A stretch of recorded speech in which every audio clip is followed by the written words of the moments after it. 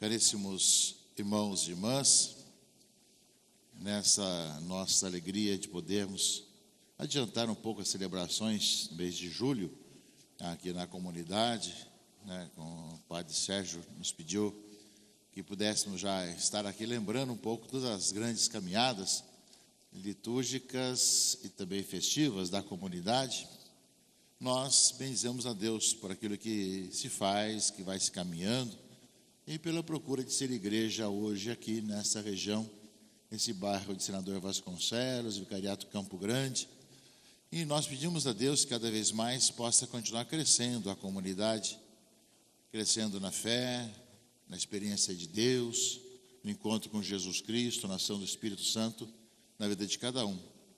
Portanto, queremos confirmar a caminhada dessa comunidade e toda a missão que exerce no território paroquial, mas não só, em todo o vicariato, com as várias necessidades que temos nas várias paróquias vizinhas, tanto da forania como do vicariato.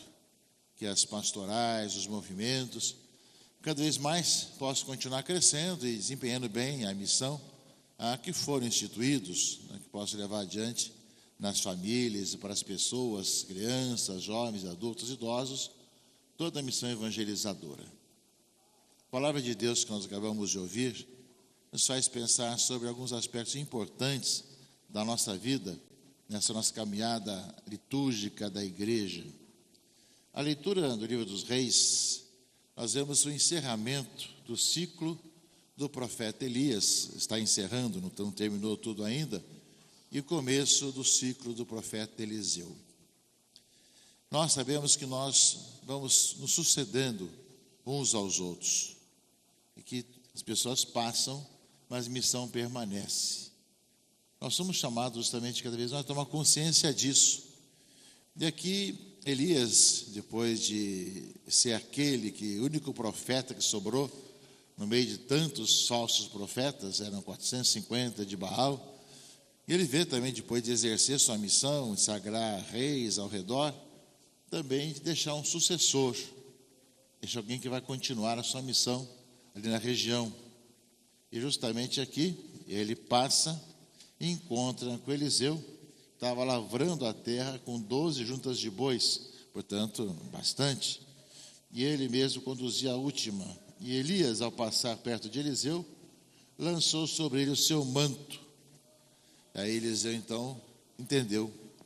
Era uma maneira de dizer assim: agora, a minha missão, simbolizada pelo manto de Elias, está nas suas mãos, está para Eliseu.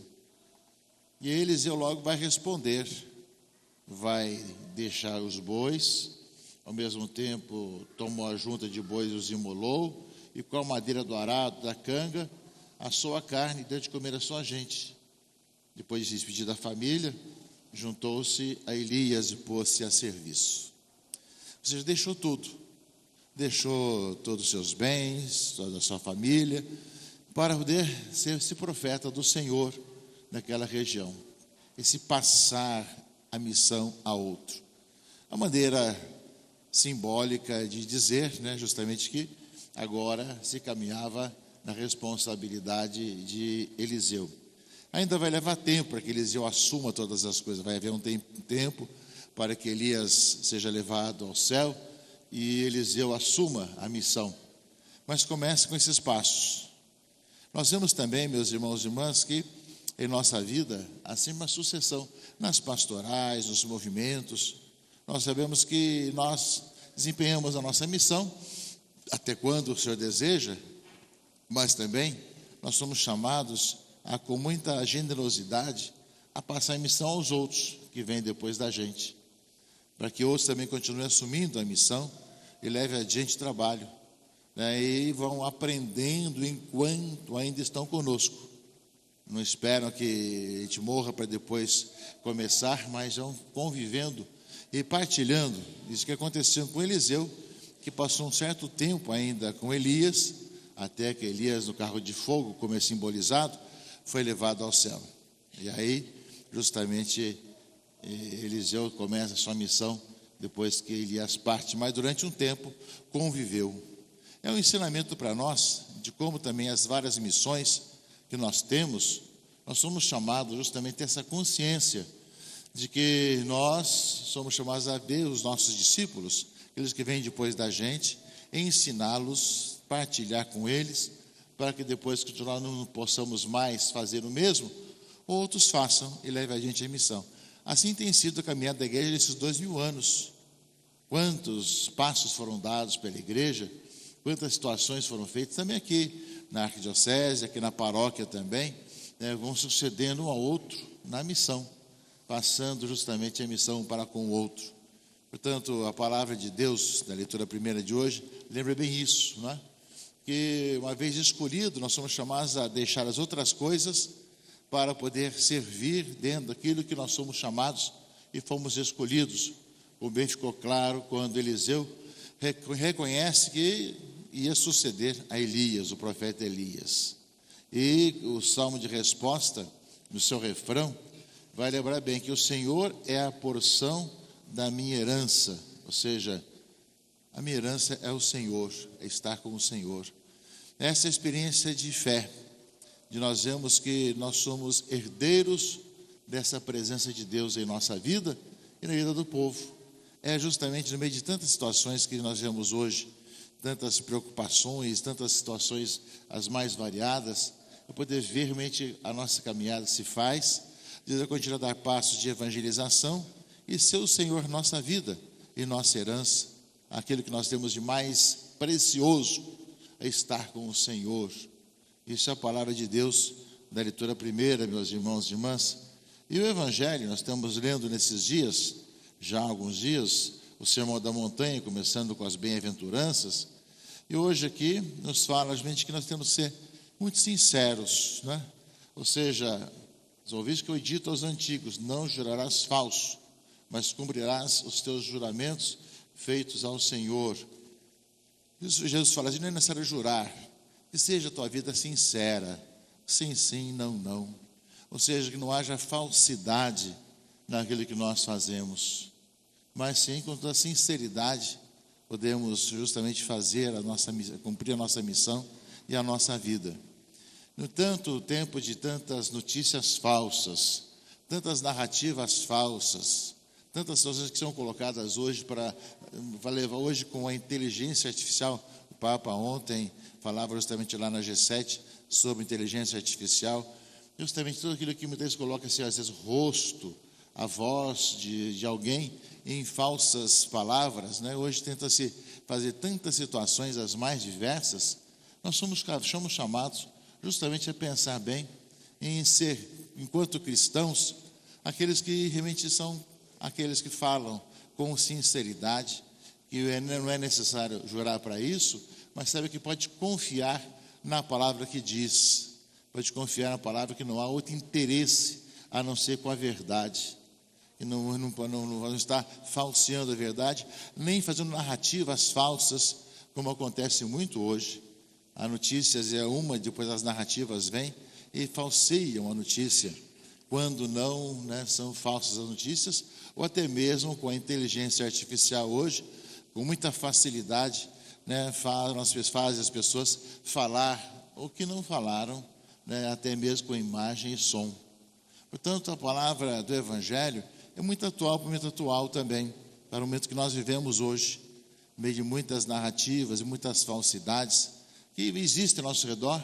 De um lado, somos chamados a estar muito atentos para não deixarmos levar pelas falsidades, mas que a igreja seja a presença no mundo de quem realmente vai falar da sua convicção e da sua vida, como nesses dias, a nossa própria conferência episcopal, também os católicos se pronunciam a favor da vida, em relação a questões que correm lá no Congresso Nacional, para que seja respeitada a vida daquele que está por nascer, tantas questões que vão existindo, e que nós somos chamados, somos convidados, no meio de tantas manipulações que existem, né, de dizer daquilo que é a importância, né, de poder ser sincero, falar do valor da vida, mas também dessa sinceridade do coração.